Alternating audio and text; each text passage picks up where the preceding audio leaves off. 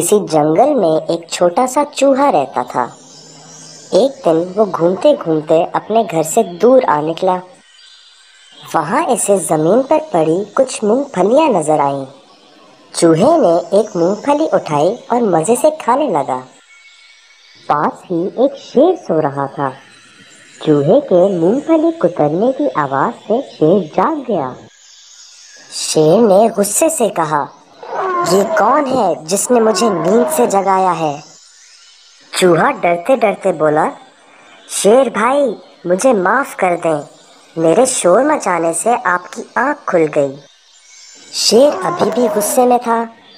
اس نے چوہے کو پنجے میں دبایا اور بولا، تم نے میری نیند خراب کی ہے، تمہیں سزا ملنی چاہیے۔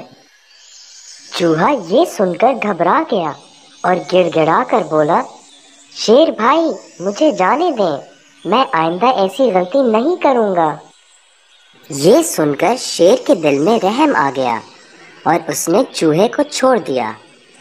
چوہے نے شیر کا شکریہ ادا کیا اور کہا، آپ نے آج میرے ساتھ اچھا سلوک کیا ہے، ہو سکتا ہے ایک دن میں بھی آپ کے کام آ سکوں۔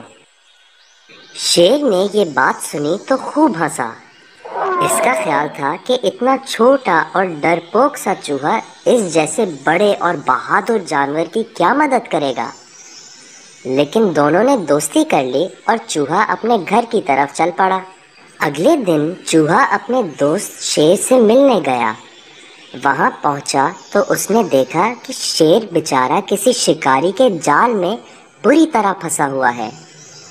بہت کوشش کے باوجود وہ جال سے نکل نہیں پا رہا تھا۔ چوہا فوراً شیر کے پاس پہنچا اور کہا، شیر بھائی آپ پریشان نہ ہوں، میں آپ کی مدد کروں گا۔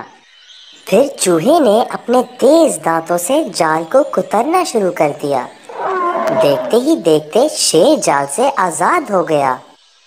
شیر نے چوہے سے کہا، عزیز دوست، میری جان بچانے کا بہت شکریہ۔ چوہا بولا، دوست ہی دوست کے کام آتا ہے۔ پھر دونوں دوستوں نے ہاتھ ملایا اور جنگل کی سیر کرنے چل پڑے۔ بچوں، اس کہانی سے ہمیں یہ سبق ملتا ہے کہ کسی کو خود سے کمتر نہیں سمجھنا چاہیے۔ کوئی چھوٹا ہو یا بڑا، طاقتور ہو یا کمزور۔ Hope you liked the video. Subscribe for more videos. Visit us